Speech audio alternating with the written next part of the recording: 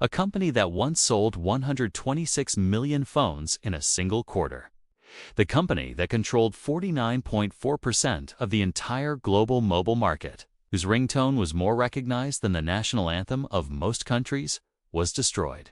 Not by a competitor, not by bad technology, not even by bad luck. It was destroyed by 3 words spoken in a boardroom. 3 words that cost $200 billion. 3 words that fired 60,000 people. 3 words that erased a company from the future of humanity. And those 3 words: we are safe. Sit down, turn off your notifications, because what I'm about to tell you about Nokia is the most terrifying business story ever told. And the scariest part, the same thing might be happening to your life right now, and you don't even know it. Let's go back, way back, 1865. Finland, a man named Frederick Idestam starts a paper mill. Yes, paper. Nokia's first product wasn't a phone, it was toilet paper and cardboard. The company that would one day connect 1.1 billion human beings started by cutting down trees. Nokia didn't just make paper. Over the next 100 years, this company made rubber boots, they made tires, they made televisions. They made military equipment.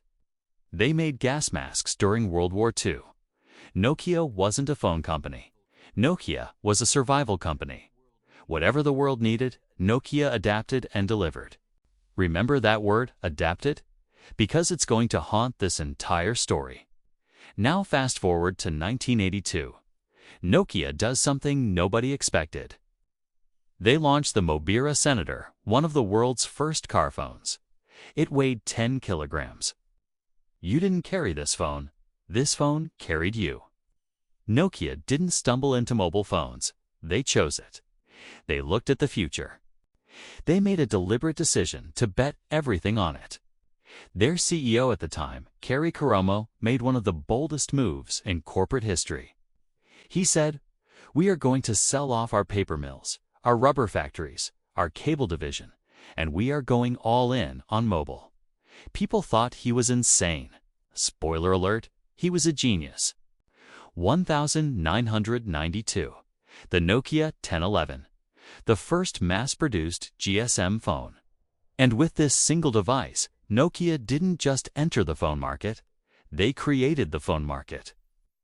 Nokia understood something that Samsung didn't, that Motorola didn't, that Ericsson didn't.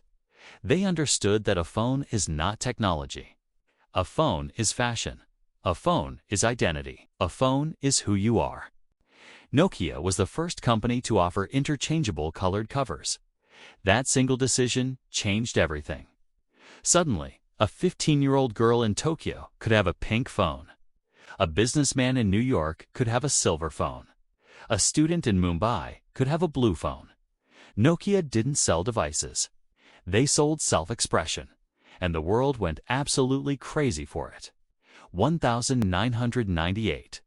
Nokia becomes the #1 mobile phone seller on Earth. They overtake Motorola. 1999. Nokia launches the 3210. It sells 160 million units.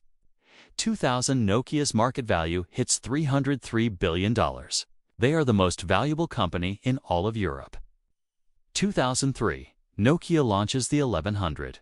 The Nokia 1100 becomes the single best-selling consumer electronics product in human history. 250 million units sold. Not an iPhone, not a PlayStation, not a Samsung Galaxy. It was a Nokia 1100 that cost less than a pizza dinner. At its peak, Nokia was selling 468 million phones per year.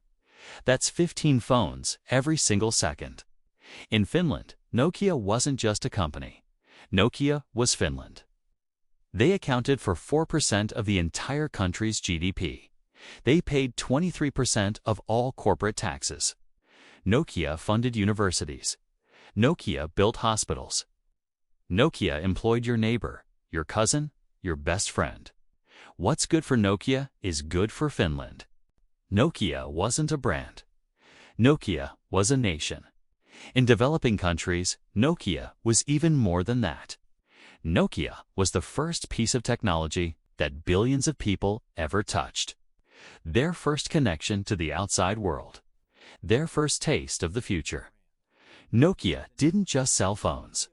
Nokia gave the world a voice. So, what happened? How do you go from owning half of all mobile phone sales on planet Earth to zero?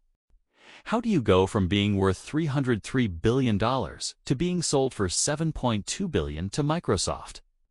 The answer will make you uncomfortable, because it's not the answer you think. Most people think Nokia died on January 9, 2007, the day Steve Jobs unveiled the iPhone, and those people are wrong. Nokia didn't die in 2007. Nokia started dying in 2004, 3 years before the iPhone and the cause of death. It wasn't Apple, it wasn't Android. It was fear. Let me explain. Hey, here's something that will blow your mind. Nokia had a touchscreen phone prototype in 2004, 3 years before the iPhone. Nokia's engineers built a phone with a touchscreen, an App Store concept, a large display, and internet browsing in 2004. They showed it to senior management. And senior management said, the market isn't ready. Our current phones are selling too well. Why risk it? They killed it. Nokia also had an internet tablet, the Nokia 770, released in 2005. It ran on Linux. It had a touchscreen. It had a web browser. It could do almost everything the first iPad would do.